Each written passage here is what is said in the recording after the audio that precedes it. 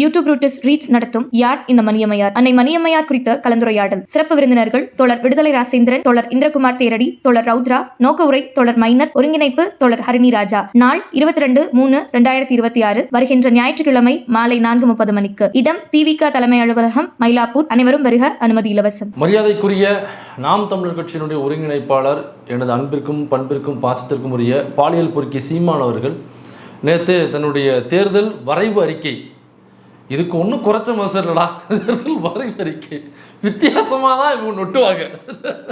தேர்தல் வரைவு அறிக்கையை நேற்று வரைஞ்சி தள்ளியிருக்காப்புல. கிட்டத்தட்ட ஒரு ஸ்டாண்டப் காமெடிக்கான ஒரு ஸ்கிரிப்ட் ரிலீஸ் அப்படின்னு நம்ம சொல்லலாம். அதை படிச்சுட்டு நம்ம தனியாக ஸ்டாண்டப் காமெடியோ அல்லது அதை வச்சு நகைச்சுவை பண்ணணுமோ அப்படிங்கிற அவசியம் இல்லை. அதில் லிட்டரலாக அப்படியே படித்தாலே பயங்கர நகைச்சுவையாக தான் இருக்கிறது. அதில் மூன்று நகைச்சுவை மட்டும்தான் அந்த வீடியோவில் நம்ம பார்க்க போகிறோம். அதில் முதல் நகைச்சுவை சொன்னோடனே நீங்கள் சிரிக்க ஆரம்பிச்சிருவீங்க. அதாவது அண்ணன் ஆட்சிக்கு வந்துட்டாருன்னா பாலியல் குற்றவாளிகளை நிற்க வச்சு சுற்றுவேன் அப்படின்னு ஒரு தற்கொலை அறிவிப்பே அவர் வெளியிட்டிருக்காப்புல. ரெண்டாவதாக இந்த சாதிய ரீதியிலான இடஒதுக்கீடு அப்படிங்கிற பேட்டர்னை தூக்கிட்டு மொழி வழியிலான இடஒதுக்கீட்டை அம்பேத்கரின் வழி என்று இதை நாங்கள் சரி செய்வோம் அப்படின்னு. அம்பேத்கர் மட்டும் உயிரோடு இருந்திருக்கணும், அந்த ஷூவை வந்து எவ்வளோ பிராண்டட் ஷூவாக இருந்தாலும் பரவாயில்லன்னு கிளட்டிக்கிட்டு இருப்பாப்புல. தம்பி, இந்த ஷூ கண்ணத்துக்குள்ளே வர்றதுக்குள்ளே ஓடி வருன்றிருப்பாப்புல. மூன்றாவது நகைச்சுவை, அதாவது தமிழ்நாடு அரசினுடைய சின்னம்னு ஒன்று இருக்கும். அந்த ஸ்ரீவில்லிபுத்தூர் திருவள்ளிபுத்தூருடைய கோபுரம் இருக்குது பாருங்க, அதுதான் தமிழ்நாடு அரசினுடைய சின்னமாக இருக்கும். அதை மாற்ற சொல்லி அப்பத்துலேருந்து நிறைய பேர் கோரிக்கை வைக்கிறாங்க. குறிப்பாக விசிக பல முறை கோரிக்கை வச்சுருக்கு. இந்த மாதிரி பல பேரும் அதை கோரிக்கை வச்சுருக்காங்க. அது எப்படி நீங்கள் கோயிலுடைய கோபுரத்தை கொண்டு போய் வைக்கலாம் அப்படின்னு சொல்லிட்டு. ஆனாலும் அதுக்கு சில காரணங்கள் சொல்கிறாங்க. அந்த காரணங்கள் நம்மளால் ஏற்றுக்க முடியாதுங்கிறது வேறு விஷயம். அதாவது அண்ணன் வந்து ஆட்சிக்கு வந்துட்டாருன்னா அந்த தமிழ்நாட்டினுடைய சின்னத்தை தூக்கிட்டு திருவள்ளூருடைய சின்னத்தை நான் வைப்பேன், திருவள்ளூருடைய புகைப்படத்தை சின்னமாக வைப்பேன். இது நல்ல விஷயம் தானேங்க. இதில் என்னங்க நகைச்சுவை இருக்குன்னு நீங்கள் கேட்பீங்க. இதுக்குள்ளேயும் அற்புதமான ஒரு நகைச்சுவை இருக்கிறது. இந்த 3 நகைச்சுவையை பற்றி தான் இந்த வீடியோவில் நம்ம பார்க்க போகிறோம்.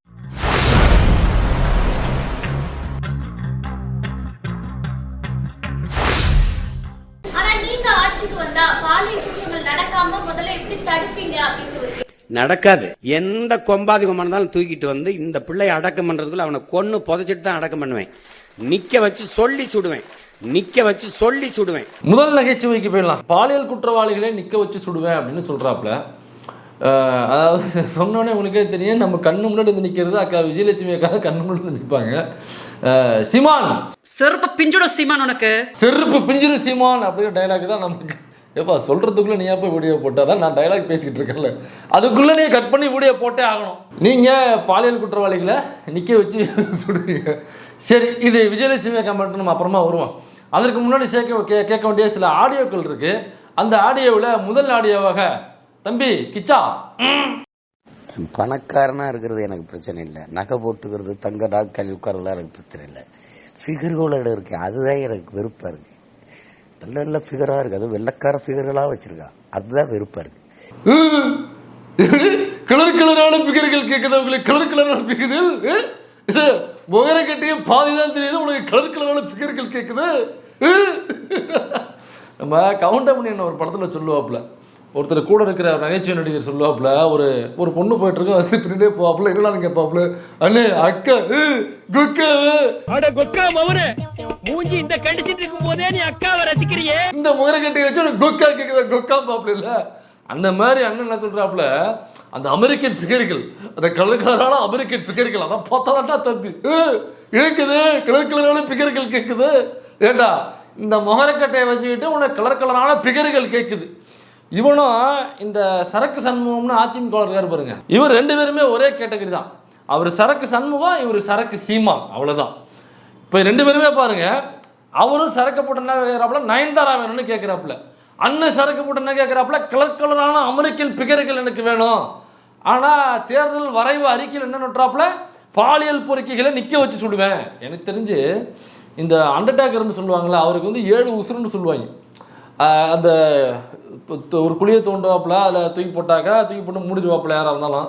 அவரே சில நேரம் அடி தூக்கி போட்டு முடிடுவாங்க. அப்புறம் பார்த்தீங்கன்னாக்கா 2 வாரம் கழிச்சு திரும்ப அதுக்கு அடியிலேருந்து திரும்ப வருவாப்பில் உசுறு வந்துருச்சுருப்பாங்க. அண்டர்டேக்கருக்கு கேட்டு அண்டர்டேக்கர் 7 உசுறு இருக்கா அப்படிம்பாங்க. அந்த மாதிரி எனக்கு தெரிஞ்ச உலகத்திலேயே அண்டர்டேக்கருக்கு அப்புறம் 7 உசுறு இருக்கிறது எங்கள் அண்ணன் சீமானுக்கு தான். இந்த பாலியல் குற்றங்களுக்கு நிற்க வச்சு சுடணும்னாக்கா சீமான் அவர்கள் அவரையே துப்பாக்கி எடுத்து, அதுவும் ஒரு துப்பாக்கியில் இல்லை, அட் அ டைம் 2-3 துப்பாக்கி வச்சு சஜக் சஜக் சஜக் சஜக்னு அவர் வந்து 7-8 முறை சுட்டுக்கிட்டு செத்துக்கிட்டு தற்கொலை செய்துக்கிட்டு செத்துருக்க வேண்டிய ஒரு நபர் வரைவறிக்கையில் பாலியல் குற்றங்களுக்கு நான் நிற்க வச்சு சுடுவேன். சரி, இப்போ அடுத்த ஆடியோவை அண்ணன் கேட்போம். தம்பி கிச்சா, அடுத்த ஆடியோ என்னத்தையாவது பேசுறது ஆடியோ, ஐயோ சீமான ஒழிச்சு போடுவோம் அப்படின்னு. டேய், நீனும் தான் ஒன்னா பேசி பார்த்த, 15 வருஷமா ஒரு பொம்பளை விட்டு பேசி பார்த்த. அதுக்கப்புறம் தான் ஃபேன் ஃபாலோவிங் அதிகமாயிடுச்சு. கேர்ள்ஸ் ரொம்ப ஃபாலோ பண்றது. அப்பா நான் அப்படி போவேன், இப்போ சலையே சீமாண்டி சீமாண்டின்னு ஒரு சிடுமுஞ்சி நினைச்சா இவன்ட்டு ரொமான்ஸ் இருக்கு போல் இருக்கு அப்படின்ட்டு.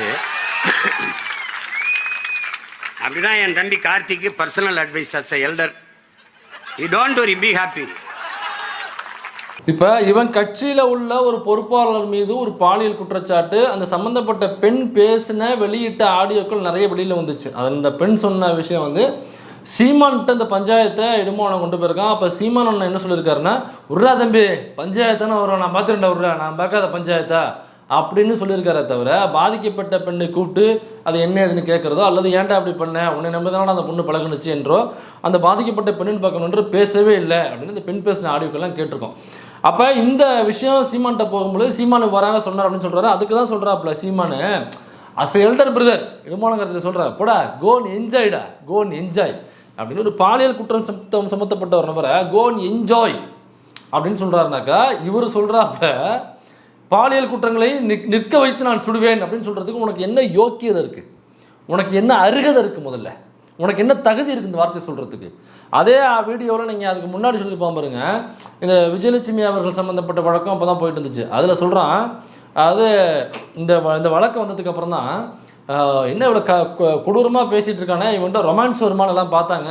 இந்த ஆடியோ இந்த வீடியோ இந்த அம்மா நம்மளை பற்றி பேசுனது இந்த விஷயங்கள்லாம் வெளில வரும்போது தான் ஓகே பரவாயில்லையா, இவனுக்கும் இந்த மகர்கிட்டே ரொமான்ஸ் வரும் போல் இருக்கே, எல்லாம் ரொமான்ஸ் பண்ணுறானே அப்படின்னு பெண்கள்லாம் லேடிஸ் ஃபாலோவர்ஸ் எனக்கு அதிகமாக வந்தாங்களாம். அப்போ லேடிஸ் ஃபாலோவர்ஸ் அதிகமாக வந்தாங்கன்னா என்ன அர்த்தம்? இவன் சொல்கிறான் பாலியல் குற்றங்களுக்கு நிற்க வச்சு சுடுவேன் அப்படின்னு சொல்கிறான். சரி, அடுத்த ஆடியோவை கேட்டுருமா கிச்சா? அதெல்லாம் ரொம்ப இது பண்ணுவாங்க. அவங்க ஒரே ஒரு இடத்துல அவங்க என் மேல கோவப்பட்டாங்க. குறவழியை பிடிச்சிக்கிட்டு சொல்றேன், இவ்வளவு பெண்கள் இருக்கிற கொள்ளையில உனக்கு ஒரு பழகிறதுக்கு ஒரு பொம்பளை பிடிச்சிருக்கா வேற. அன்னைக்கு தான் எனக்கு திட்டு விழுந்துச்சு. நான்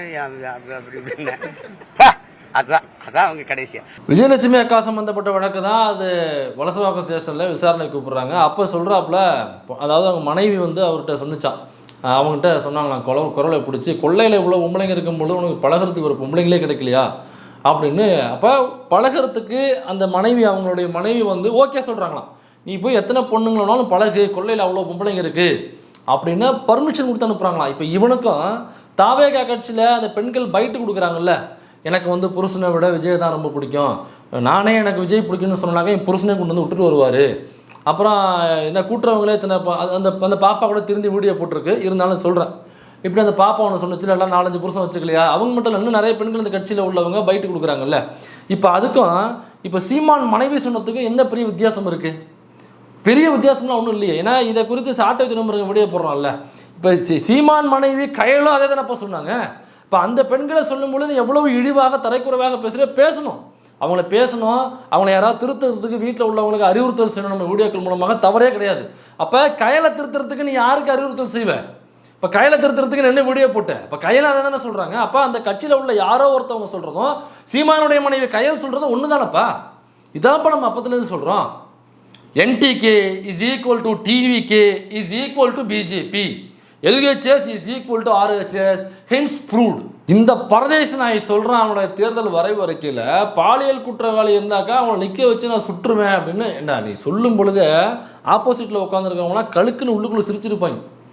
இப்போ சொல்லும் பொழுது அவனுக்கே தோணு இருக்கும், இதை கண்டிப்பாக எடுத்து ட்ரோல் பண்ணுவாங்க, இதை எடுத்து ஆப்போசிட்டில் பேசுவாங்க. ஆனால் நம்ம ஜோம்பிஸ் ரசிக்கிறாங்களா கொஞ்சம் பேர், அதோட விட்டுறணும் அப்படின்னு தான் பேசியிருப்பானே தவிர இது வந்து ஏதோ புதுசாக ஒன்று கண்டுபிடிச்சிட்டோம், இதை சொன்னோடனே மக்கள்லாம் நம்ம பாராட்டுவாங்க அப்படின்னு இல்லை, இதை கண்டிப்பாக கிண்டல் கேலி செய்வார். எனக்கு இவன் ஒழுக்கம் கட்டமா அப்படிங்கிறது ஊருக்கே தெரியும்.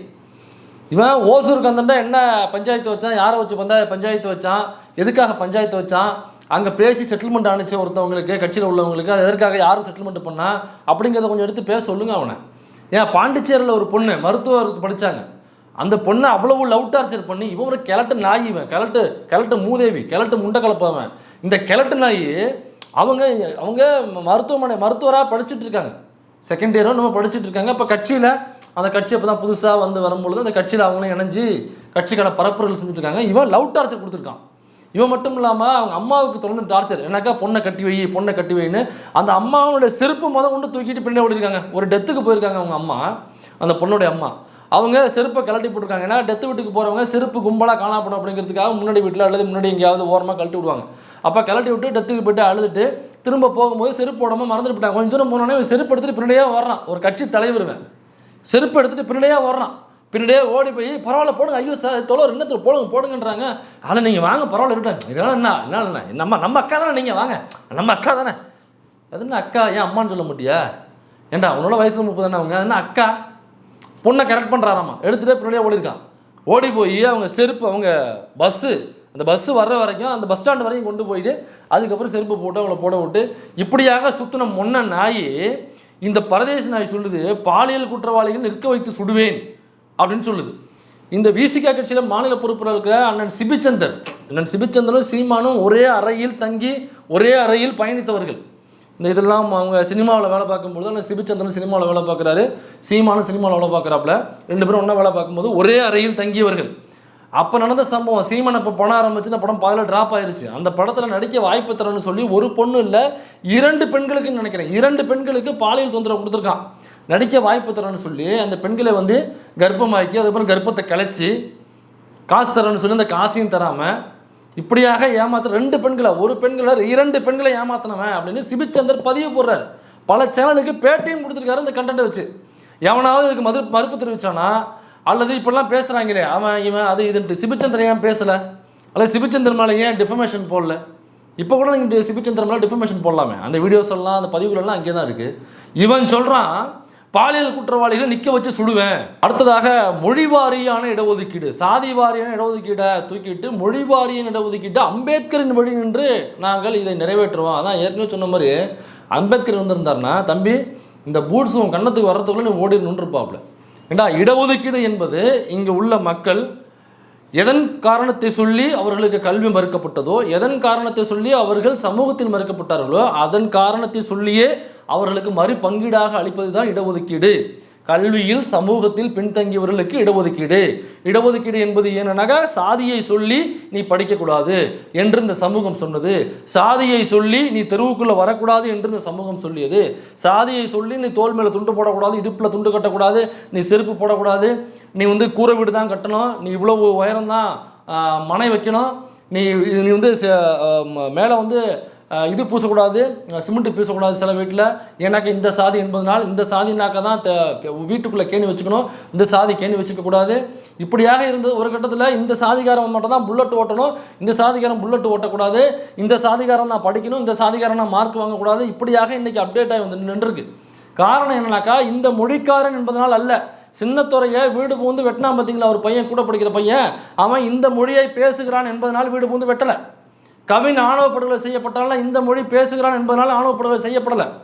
இங்கே நடந்த ஒவ்வொரு ஆணவ படுகொலையும் அவங்க கௌசி தோழர் இருக்காங்க, இப்போ கௌசல்ய தோழர் ஒரு மூமெண்ட்டாகவே கொண்டு போகிறாங்க. அதை கௌசி சங்கர்னு சொல்லிட்டு அதுக்கு ஒரு அறக்கட்டளை வச்சு மூமெண்ட்டாக கொண்டு போகிறாங்க. ஆணவ படுகொலைக்கு எதிரான சட்டத்தை நிறைவேற்றிங்கன்னா அங்கங்கே ஆர்ப்பாட்டம் பண்ணுறாங்க, அவங்க கருத்தரங்கள் நடத்துகிறாங்க. இப்போ சமீபத்தில் கூட கொண்டு போய் அந்த ஓய்வு பெற்ற நீதிபதி பாட்ஷா நினைக்கிறேன், அவர் தான் தமிழக அரசாங்கம் நியமிச்சிருக்கு, அவர்கிட்ட ஒரு வரைவு பட்டியலை கொண்டு போய் கொடுத்துருக்காங்க. இப்போ அந்த சங்கர் என்கிற அந்த நபர் படுகொலை செய்யப்பட்ட ஆணவ படுகொலை இந்த மொழி பேசுகிறார் என்பதனால் அவர் ஆணவ படுகொலை செய்யப்படல. 2 பேருமே தமிழ் மொழி தான் தாய்மொழியாக கொண்டவங்க. சின்னதுரையும் தமிழை தான் தாய்மொழியாக கொண்டவன், வெட்டினவனும் தமிழை தான் தாய்மொழியாக கொண்டவன். இவ்வளவு ஏகப்பட்ட சாதிய வன்கொடுமைகள் நடந்த. ஏன் கண்ணகி முருகேசன் என்ன வேற மொழி பேசுகிறவங்களா? இந்த மொழி பேசுகிறாங்கிறதுக்காக கண்ணகி முருகேசனை படுகொலை செஞ்சாங்களா? ஏன் இளவரசன் இதே மொழி பேசுகிறாங்கிறதுக்காக படுகொலை செய்யப்பட்டானா? சாதியின் பேர் சொல்லி தானே படுகொலை நடந்துச்சு. ஏன் நம்ம யுவராஜ், நம்ம கோகுல்ராஜ் யுவராஜ் அவனை வேறு மொழி பேசுகிறவங்களா? 2 பேருமே ஒரே மொழியை தாய்மொழியாக கொண்டவங்க தானே. எதனால் படுகொலை நடத்தப்பட்டுச்சு சமூகத்தில்? இந்த மொழி பேசுகிறார்கள் என்பதனால் அல்ல, இந்த சாதியை சார்ந்தவன் என்பதனால். கல்வி கற்கக்கூடாது, ஏன்? இந்த சாதியை சார்ந்தவன் என்பதனால். அதனால தான் அதே சாதியை வச்சு இடஒதுக்கீடு, பிசியா இடஒதுக்கீடு, எஸ்சி இடஒதுக்கீடு, எஸ்டி இடஒதுக்கீடு, எம்பிசி இடஒதுக்கீடு. அப்போ ஏன்னாக்கா சாதியை சொல்லி கல்வியும் சமூகத்திலும் மறுக்கப்பட்டதுனால அதே சாதியை சொல்லி மறுபங்கெடுத்து வைக்கிறாங்க, மொழியை வைத்து அல்ல. ஒருவேளை இவன் சொல்கிறதுமே அப்போ இடஒதுக்கீட்டுக்கான கூறுகள் என்னன்னே தெரியாத ஒரு கூறுகட்ட குக்கராக இருக்காம. ஏன்னாக்கா சங்கி என்றால் சக நண்பன், ஏனென்றால் விஜில் என்கிற ஆர்எஸ்எஸ் மேடையில் ஏறி பேசக்கூடியவன், ஏனென்றால் அர்ஜுனமூர்த்தி என்கிற ஆர்எஸ்எஸ் நபர் இவருக்கு வந்து பெருந்தகை, அறிவில் சிறந்த பெருந்தகை அந்த அர்ஜுனமூர்த்தி. இப்படியாக அதனால் இஸ்லாமியர்கள் தான் இந்த நாட்டில் நடக்கக்கூடிய அனைத்து கலவரங்களுக்கும் பிரச்சனையும் காரணமானவர்கள் என்று சொல்லக்கூடியவர். தேவனின் பிள்ளைகள்னு அது சாத்தானின் குழந்தைகளா மாறி பல ஆண்டுகள் ஆயிப்போச்சு. அது எங்கிட்டு இருக்குது? சும்மா போய் தேவாலயத்தில் தேவரர் வாரின்னு பாடிட்டு கடைசியா எவனுக்கு நாட்டை கொடுத்துட்டு இந்த நாட்டில் நடந்திருக்க அநீதி அக்கிரமத்திற்கு பெரிய பொறுப்பேற்க வேண்டியது இஸ்லாமிய கிறிஸ்தவ மக்கள் தான். அது மட்டும் இல்லை, இஸ்லாமியர்கள்லாம் திரும்ப தாய் மதத்துக்கு மாறணும். எப்படி நீங்கள் செக்குக்கு மாறுறீங்களோ செகண்டைக்கு, அதே மாதிரி இஸ்லாமியர்கள் தாய் மதத்துக்கு மாறணும். சொன்னவன் இந்த பரதேச நாய். கிறிஸ்தவம் இஸ்லாமும் தமிழன் சமயமே இல்லையே. ஒன்று ஐரோப்பிய மதம், ஒன்று அரேபிய மதம் சமயம். என்னுடைய சமயம் சைவம், என்னுடைய சமயம் வந்து மாலியம், என்னுடைய சமயம் சிவசமயம். அதை தெரியாம நீங்க வந்து மீளணும் அப்படின்னு மரச்சக்கு இன்னைக்கு வரீங்களா? அது மாதிரி இருக்கு, வா திருப்பி வா பேச. அப்போ இடஒதுக்கீட்டுக்கான கூறுகள் என்ன தெரியாத ஒரு கூறுகட்ட குக்கராக தான் உள்ள. ஓபிசின்னு என்னென்னு கேட்டு பாருங்களேன். ஒரு கூட்டத்தில் ஓபிசின்னா பேசுகிறான், மேடலில் பேசும்பொழுது பேசுகிறான், மதுரையில் கூட்டம் போட்டு பேசும்பொழுது ஓபிசினாக்கா அவுட் ஆஃப் பேக்வர்டு கிளாஸ் அப்படின்னா. திரும்ப ப்ரெஸ் மீட்டில் ஒருத்தர் கேட்டாப்புல, யார்? அரவிந்த், ட்ரைப்ஸில் இருக்கிற அரவிந்த் தான் கேட்டாப்புல, ஓபிசினா நீங்கள் இடஒதுக்கீடு கொடுத்துலாம் பேசுகிறீங்க, பட்டியல் வெளியேற்றம் கொடுத்து பேசுகிறீங்க, பட்டியல் சமூக மக்களுக்கு இடஒதுக்கீடு வேண்டாம்னு சொல்லி பேசுகிறீங்க, ஆனால் ஓபிசிக்கான விளக்கமே உங்களுக்கு தெரியலையே அப்படின்னு சொல்லி கேட்கும்போது என்ன நீங்கள் சொல்லுங்கள் அப்படிங்கிறாப்புல. இல்லை நீங்கள் சொல்லணுன்னாக்க அவுட் ஆஃப் பேக்வர்டு கிளாஸுங்கிறான் அந்த முண்டக்கிழப்ப. அப்புறம் தான் சொல்கிறாப்புல out of backward class, other backward class அப்படின்னு திருத்தி சொல்கிறாப்புல அரவிந்த். இங்க இருக்கிற 1.25 கோடி என் தமிழர் இருக்கான், அவனை நீ ஓபிசியில் வச்சிருக்கா? அவுட் ஆஃப் பேக்வேர்டுன்னு வச்சிருக்க நீங்க. அது இல்லாம என்னையை சேர்த்துக்கிட்டு நாங்க இடஒதுக்கீடு கொடுக்குமா நீ கொடு.